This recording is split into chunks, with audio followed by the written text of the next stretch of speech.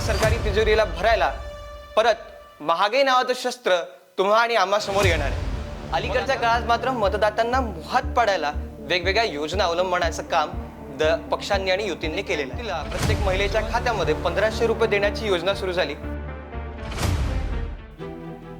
जय शिवराय, नमस्कार महाराष्ट्र। आधीच्या काळामध्ये ज्या निवडणुका व्हायच्या ना, तर त्या सण आणि उत्सवासारख्या साजऱ्या केल्या जायच्या। मतदाता निवडणुकांना जाताना अत्यंत तयार होऊन साज सजून निवडणुकीत मतदान करायला जायचे। अलीकडच्या काळात मात्र मतदातांना मोहात पाडायला वेगवेगळ्या योजना अवलंबण्याचं काम पक्षांनी आणि युतींनी केलेलं आहे। सुरुवातीला आपला पक्ष स्थिर राहावा म्हणून प्रत्येक व्यक्तीला प्रत्येक महिलेच्या खात्यामध्ये 1500 रुपये देण्याची योजना सुरू झाली आणि तिथून सरकारी तिजोरी रिकामी व्हायला सुरू झाली।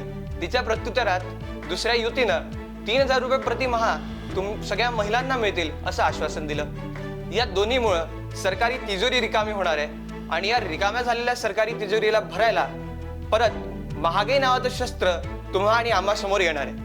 मग आता महाराष्ट्राच्या जनतेने हे ठरवायचं आहे की महाराष्ट्राची जनता 3000 किंवा 1500 रुपयाला मतदान करणार आहे की महागाईच्या विरोधात मतदान करणार आहे।